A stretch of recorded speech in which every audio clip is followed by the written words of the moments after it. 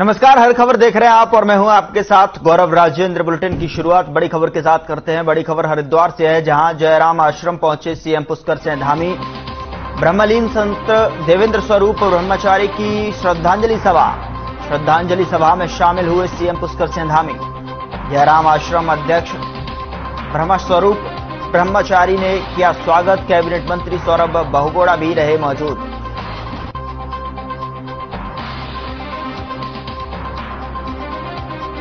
हरिद्वार से इस वक्त की बड़ी खबर। कैबिनेट मंत्री सौरभ बहुगुणा भी यहां मौजूद रहे। जयराम आश्रम पहुंचे सीएम पुष्कर सिंह धामी। ब्रह्मलीन संत देवेंद्र स्वरूप ब्रह्मचारी की श्रद्धांजलि सभा में शिरकत की। कैबिनेट मंत्री सौरभ बहुगुणा भी मौजूद रहे। इस बीच बड़ी खबर हरिद्वार से है, जहां पर हरिद्वार दौरे पर सीएम पुष्कर सिंह धामी ब्रह्मलीन संत देवेंद्र स्वरूप ब्रह्मचारी की श्रद्धांजलि सभा में शिरकत की। कैबिनेट मंत्री सौरभ बहुगुणा भी मौजूद रहे।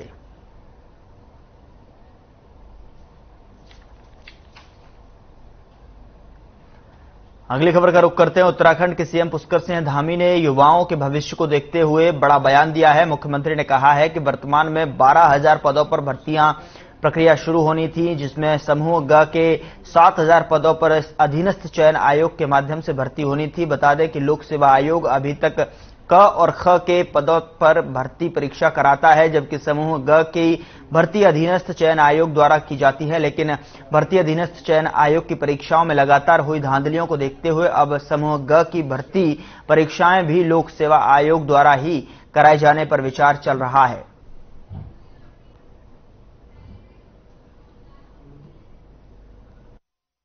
हमारा प्रदेश का शीर्ष नेतृत्व हमारे बीच में बैठा है।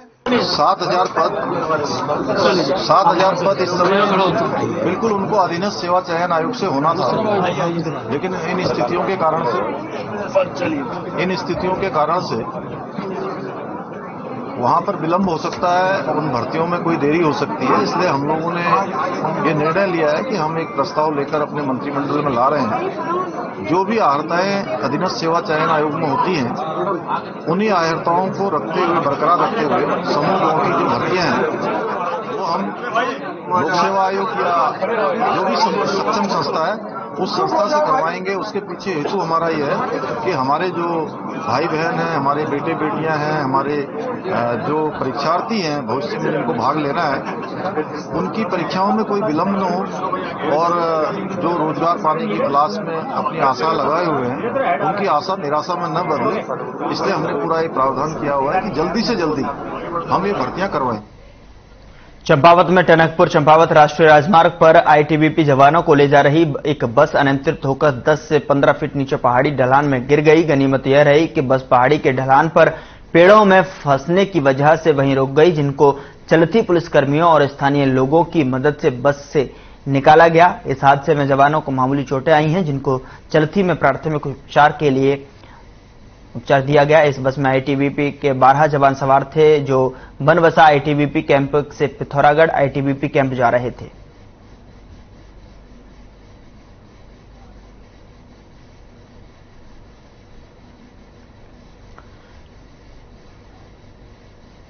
उधर कैबिनेट मंत्री रेखा आर्य ने सोमेश्वर कोसानी मोटर मार्ग का भूमि पूजन किया। कैबिनेट मंत्री रेखा आर्य सोमेश्वर विधानसभा क्षेत्र के रसियारा गांव पहुंची। रसियारा गांव में 30 मीटर पैदल स्पान स्टील गार्डन पुल का शिलान्यास विधिवत पूजा अर्चना के साथ किया। मंत्री रेखा आर्य ने कहा कि क्षेत्र की जनता लंबे समय से यहां पर पुल के निर्माण की बात कहती आ रही है, जिसका कि आज भूमि पूजन कर दिया गया है और बहुत जल्द यह पुल बनकर अस्तित्व में आ जाएगा, जिससे स्थानीय ग्रामीणों को किसी प्रकार की परेशानी नहीं होगी। उन्होंने बताया कि राज्य योजना के अंतर्गत इस पुल का निर्माण होना, जिसकी कुल लागत 262.78 लाख रुपए। इसके साथ ही मंत्री ने अनेक घोषणाएं भी की, जिसमें से एक शहीद सुरेंद्र सिंह मेहरा के नाम से अब जाना जाएगा राजकीय इंटर कॉलेज।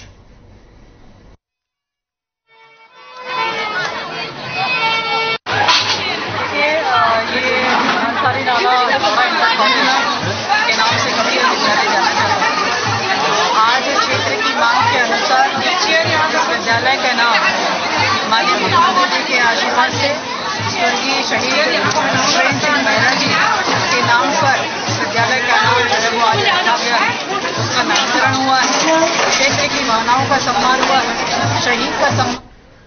उधर तीर्थनगरी ऋषिकेश को नशा मुक्त बनाने की दिशा में पुलिस ने एक कदम और आगे बढ़ाते हुए शहर के केमिस्ट, हार्डवेयर और स्टेशनरी के व्यापारियों के साथ बैठक की। इस बैठक में सीओ डीसी डोंडियाल ने मेडिकल स्टोर संचालकों को निर्देश देते हुए कहा, किसी भी रूप में नशीली दवाइयां बिना डॉक्टर के पर्चे किए किसी को भी न दी जाए। इसी के साथ हार्डवेयर की दुकान पर कई ऐसे पदार्थ भी होते हैं जिनका नशे के लिए उपयोग किया जाता है। इन पदार्थों की बिक्री इस तरह से की जाए कि युवा वर्ग इसे नशे के रूप में इस्तेमाल न कर सके। सीओडीसी डोंडियाल ने बताया कि प्रदेश के सीएम पुष्कर सिंह धामी ने वर्ष 2025 तक राज्य को नशा मुक्त बनाने का संकल्प लिया है और इसके लिए यह जरूरी है कि पुलिस और स्थानीय लोग साथ मिलकर काम करें, जिससे प्रदेश को नशा मुक्त बनाया जा सके।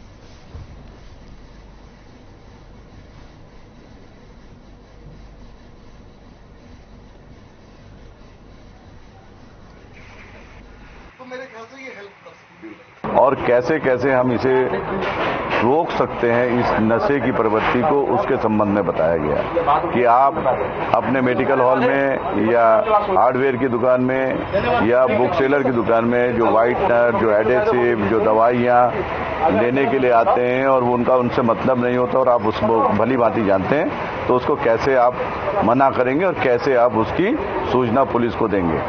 इन सब चीजों पे हम नियंत्रण करके कैसे एक अच्छे समाज की ओर अग्रसर हो सकते हैं और हम इस नशेखोरी की प्रवृत्ति को रोक सकते हैं।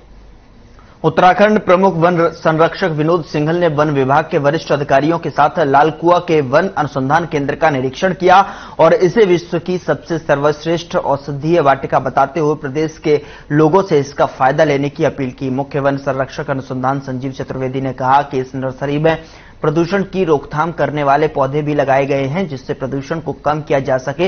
निरीक्षण के दौरान उन्होंने पत्रकारों से बातचीत करते हुए कहा कि लालकुआं की पौधशाला उत्तराखंड की रोल मॉडल होने के साथ साथ वन विभाग के लिए प्रेरणा स्रोत है। इस नर्सरी का देश भर के स्कूली बच्चे और भावी वनस्पति वैज्ञानिक किसान समय समय पर निरीक्षण कर व्यापक लाभ उठा रहे हैं। प्रमुख वन संरक्षक ने कहा कि गोलापार में स्थित जू का निर्माण कार्य तकनीकी कारणों से रुका हुआ है और जल्द ही शुरू कराया जाएगा।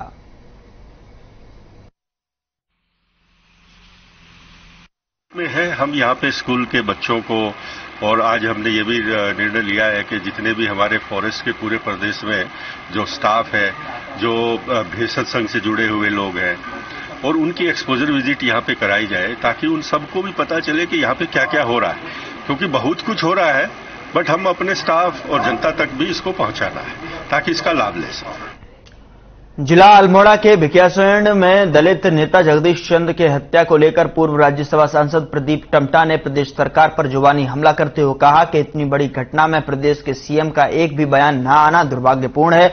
इसी के साथ ही उन्होंने मृतक के परिवार को उचित मुआवजा देने की मांग की और मामले की जांच के लिए फास्ट कोर्ट गठित करने की मांग की।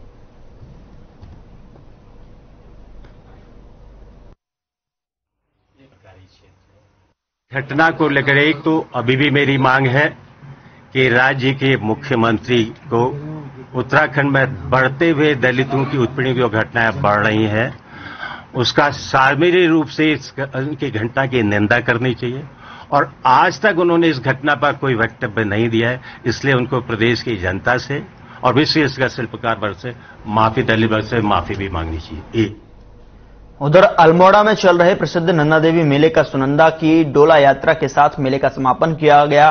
चंद वंशज केसी सिंह बाबा ने विधि विधान से मां नंदा सुनंदा की पूजा अर्चना की, जिसके बाद मां नंदा सुनंदा के जयकारों के साथ शोभा यात्रा निकाली गई। वहीं भक्तों ने भजन कीर्तन और जयकारों के साथ मां की शोभा यात्रा में शामिल हुए।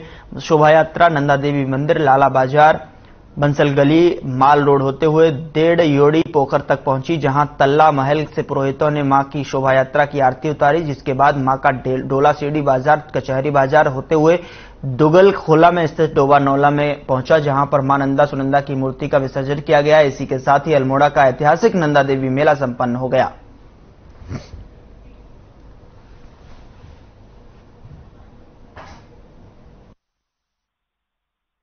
देखिए, उत्तराखंड की अधिष्ठात्री देवी मां नंदा और सुनंदा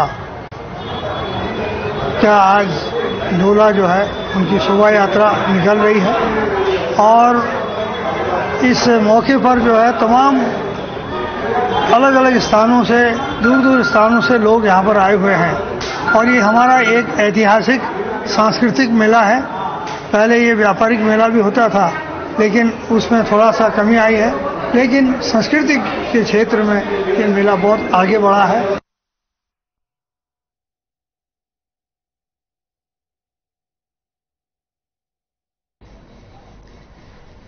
और इस बीच बड़ी खबर ऋषिकेश से आ रही है, जहां एसडीएम संगीता कनौजिया का निधन।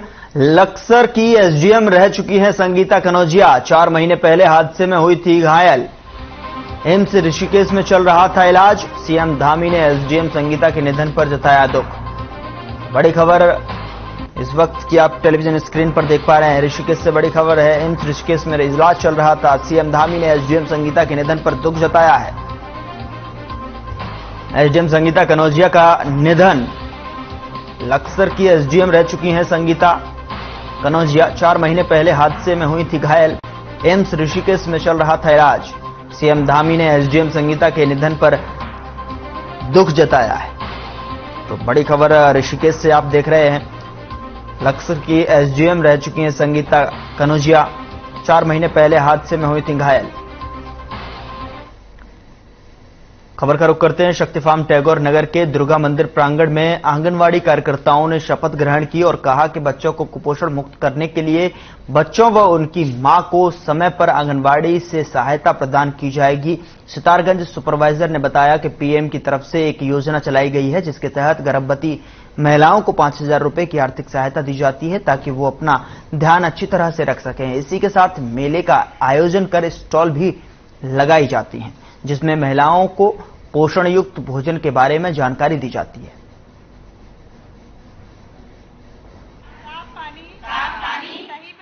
आंगनवाड़ी कार्यकर्तियां जो है जगह जगह जागरूकता रैलियां निकाल रही हैं और विभिन्न प्रकार की गतिविधियां की जाती हैं आंगनवाड़ी सेंटर पे, जैसे बच्चों का वजन लेना और पोषण स्टॉल लगाना, पोषण मेलों का आयोजन करना, जिसका मेन उद्देश्य यही है कि कुपोषण को खत्म किया जा सके। इसके साथ साथ हमारा एक कार्यक्रम और चल रहा है, प्रधानमंत्री मातृ वंदना योजना। इसमें सप्ताह मनाया जा रहा है। ये 1 तारीख से लेकर 7 तारीख तक मनाया जाएगा, जिसमें प्रथम बार गर्भधारण करने वाली महिलाओं को किस्तों में 5,000 रुपए की धनराशि दी जाती है।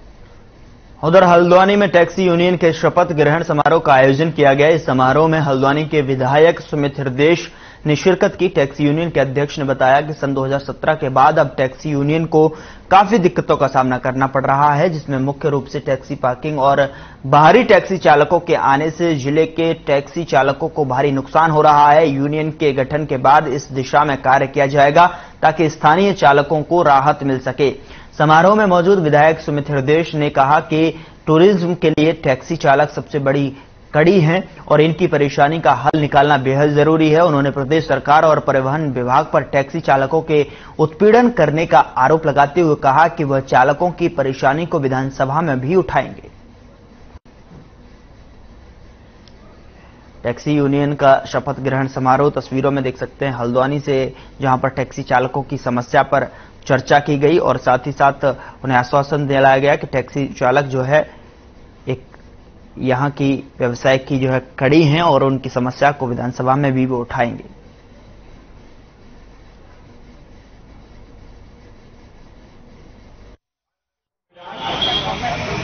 पहले तो हमारी जो मेन समस्या सबसे पहले है पार्किंग की। हम पे गाड़ियां हैं, कम से कम 1400-1500 गाड़ियां हमारी हल्द्वानी की है, अगर जो खाली रजिस्टर्ड हैं, और अगर वैसे ही देखे जाए तो 10,000 गाड़ियां हमारी खाली हल्द्वानी से जो संचालित हो रही हैं और हम पे गाड़ी लगाने को केवल 150 गाड़ियों की जगह है। अब आदमी हमसे कह रहा है कि दूसरों की गाड़ी आप खड़ी कैसे। आज हमारे जो नैनीताल के इतने हमारे मार्गदर्शक, उनने हमें बताया सदन के अध्यक्ष साहब ने कि आप एक पिथौरागढ़, एक बागेश्वर, अगर हम एक एक गाड़ी भी लगाएं तो हमारा पूरा पार्क भर जाता है, हमारे लोकल के लिए जगह नहीं बचती है। पहले तो मेन हमारी सबसे समस्या ये पार्किंग की है। ये हमारा सबसे पहला मुद्दा जो है इस समय जो हमारे सबसे पहले तो मैं अपनी कार्यकारिणी को पूरी बधाई देता हूँ। जो हमारे जो इस समय जो सबसे मेन मुद्दे हैं, सबसे पहले जो हम टैक्सी व्यवसायियों की गाड़ियों में जीपीएस लगाया गया था। जीपीएस लगाने के बाद इन लोगों ने 2 साल बाद सारी कंपनियां इधर उधर भाग गई। संभागीय परिवहन अधिकारियों ने इन लोगों को लाइसेंस दिए थे जीपीएस लगाने के। अब रिन्यूअल के नाम पे 5400 रुपए अलग से लिए जा रहे हैं। सबसे पहले हम इस ठगी को बंद। उधम सिंह नगर के खटीमा में नवनिर्वाचित व्यापार मंडल के पदाधिकारियों के शपथ ग्रहण समारोह का आयोजन किया गया, जहां विद्यालय के बच्चों ने रंगारंग सांस्कृतिक कार्यक्रम प्रस्तुत किए। इस दौरान प्रांतीय उद्योग व्यापार मंडल के प्रदेश उपाध्यक्ष महेश जोशी ने नवनिर्वाचित पदाधिकारी को गोपनीयता की शपथ दिलाई और प्रमाण पत्र वितरित किए। खटीमा से खबर है, व्यापार मंडल के पदाधिकारियों ने यहां पर शपथ ली और समारोह में स्कूली छात्रों ने प्रस्तुतियां दी गई। शपथ ग्रहण समारोह का आयोजन हुआ, जिसमें कि व्यापार मंडल के पदाधिकारियों ने यहां पर शपथ ली। साथ ही साथ समारोह में स्कूली छात्रों ने दिखाई प्रस्तुति।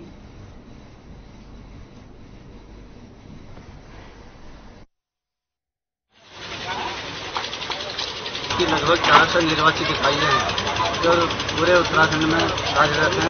सुदूर ग्रामीण क्षेत्रों से लेकर शहरों तक हमारी इकाइयाँ कार्यरत हैं, जो व्यापारियों के हित में कार्य करती हैं और केवल व्यापारी के नहीं पूरे समाज के हित में हमारा व्यापार मंडल काम करता है।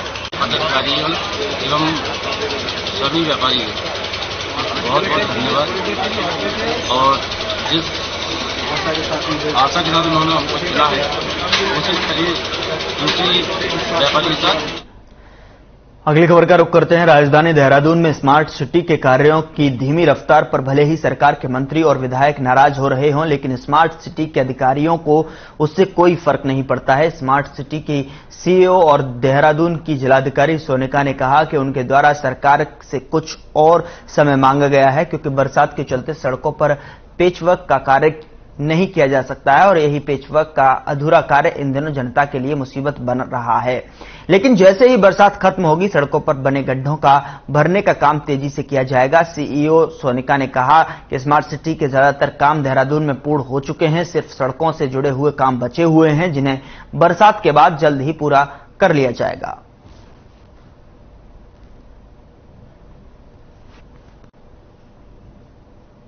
में जो ऑलरेडी कंप्लीशन की स्टेज में है, जैसे हमारी लाइब्रेरी हो गई, क्रश बिल्डिंग हो गई, स्मार्ट टॉयलेट सारे बन गए हैं, हमारी जो इलेक्ट्रिक बसें हैं वो चल रही हैं। लेकिन एक दो काम इस तरह के हैं जो अटके हुए हैं, जिससे आम जनमानस को काफ़ी असुविधा हो रही है।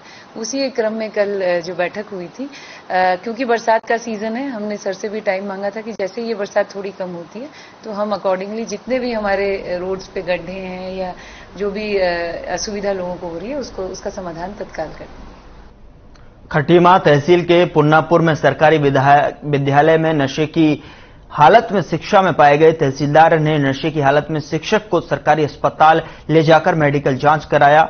वहीं स्कूल में शिक्षक की पत्नी और शिक्षक ने तहसीलदार से गलती की माफी भी मांगी। अस्पताल परीक्षण देने के दौरान शिक्षक ने बताया कि अधिकारी भी अपने ऑफिस में मदिरा का सेवन करते हैं। खटीमा एसडीएम रविंद्र बिष्ट ने जानकारी देते हुए बताया कि ग्राम पुन्नापुर के सरकारी विद्यालय में औचक निरीक्षण किया गया, जिसमें एक अध्यापक अनुपस्थित पाया गया और एक नशे की हालत में, जिसको लेकर कार्रवाई की जा रही है।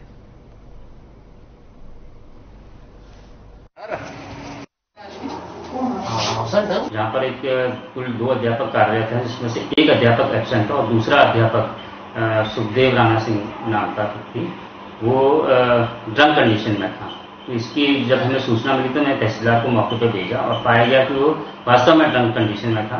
तो उसको ले जाकर हमने चिकित्सालय में उसका मेडिकल परीक्षण करवाया, तो सैंपल भेजे हैं और प्रथम दृष्टया ये प्रतीत हो रहा है कि उसने मदिरा का सेवन किया हुआ था। तो मुख्य शिक्षा अधिकारी जी से मेरी बात हुई तो उनको कहा गया कि इनके खिलाफ आवश्यक कानूनी कार्रवाई करें, विभागीय कार्रवाई इसमें सुनिश्चित करें।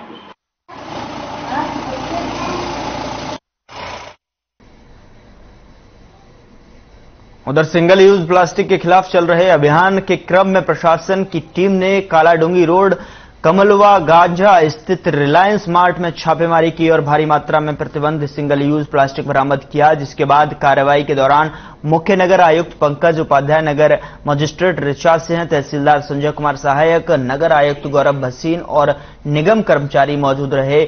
मुख्य नगर आयुक्त पंकज उपाध्याय ने बताया कि रिलायंस मार्ट के कर्मचारियों ने दावा किया है कि पैकिंग में पॉलीबैग प्रतिबंध और प्लास्टिक की श्रेणी में नहीं आते हैं, लेकिन उत्तराखंड में सरकार की गाइडलाइंस के अनुसार पैकिंग पॉलीबैग प्रथम दृष्टि से प्रतिबंध प्लास्टिक की श्रेणी में है, इसलिए जो प्रतिबंधित सामान थे उन्हें जब्त कर लिया गया है।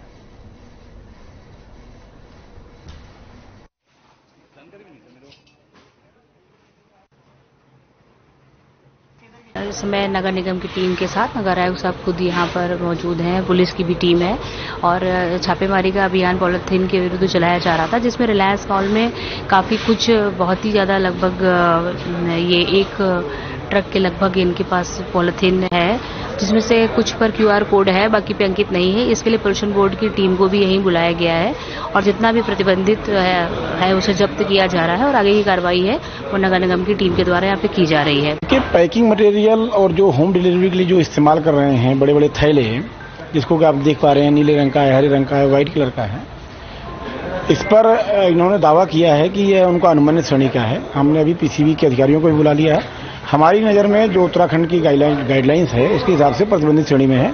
इनके जो ओपन सामान थे उनको हमने जब्त किया हुआ है। बाकी इनके जो पैक मटेरियल थे उसको हमने इन्हीं के अभी कमरे में रख करके सील करने की कार्रवाई कर रहे हैं, लेकिन अभी हमारा संपर्क हो गया है PCB के अधिकारियों से, वो आ रहे हैं।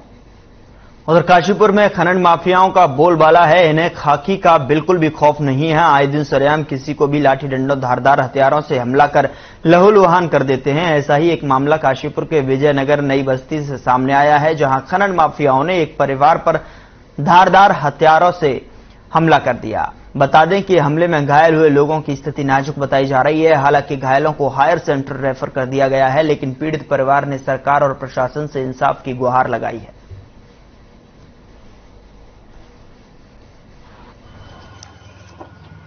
अभी जो है दो पक्षों में सुबह सुबह विवाद की सूचना मिली थी और एक पक्ष तुरंत ही वहां पर मौके पे भी आ गया था, चौकी में आ गया था और चोटिल थे। तो दोनों पक्षों के तीन लोग उसमें चोटिल हैं और उनको मेडिकल के लिए भेजा है और मेडिकल उनका हो गया है और अभी जैसे ही तहरीर आती है उसके हिसाब से अभी पंजीकृत किया जाएगा और विवेचनात्मक कार्रवाई।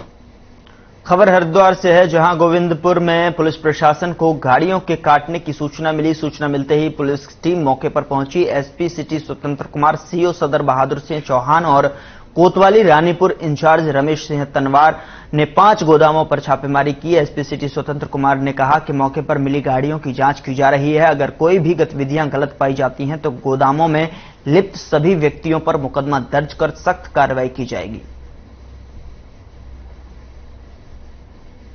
गोदामों पर पुलिस की छापेमारी देखने को मिली है। गाड़ी काटने की सूचना मिली थी, जिसके आधार पर गोदाम में गाड़ियों को मिली गाड़ियों पर जांच पड़ताल की गई, जिससे कि साथ ही साथ बताया गया कि अगर भी कोई भी गतिविधियां यहां पर नैतिकताओं के साथ में चलती हुई पाई गई तो गोदाम के जितने भी कर्मचारी होंगे उन पर जो है सख्त कार्रवाई की जाएगी।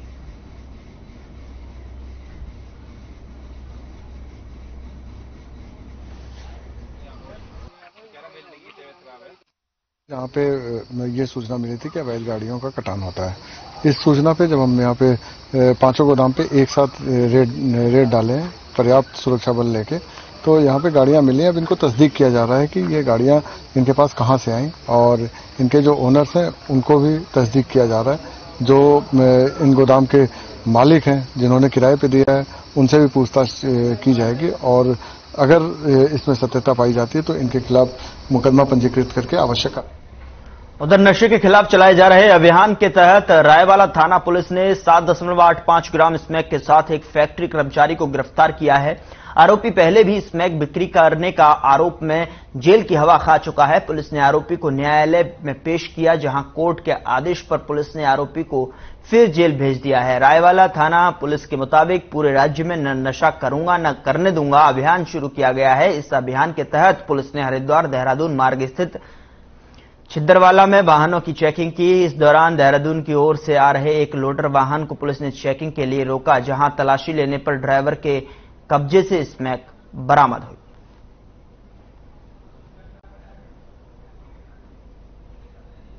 तो 7.85 ग्राम स्मैक इससे बरामद हुआ है। न नशा करूंगा न करने दूंगा अभियान चलाया गया, जिसके तहत एक लोडर को रुकवाकर चेकिंग की गई, जिसमें कि 7.85 ग्राम स्मैक के साथ में व्यक्ति बरामद हुआ, युवक बरामद हुआ है। और साथ साथ बताया जा रहा है ये पहले भी नशे के केस में जेल जा चुका है। फिलहाल बुलेटिन में इतना ही। आप देखते रहिए हर खबर।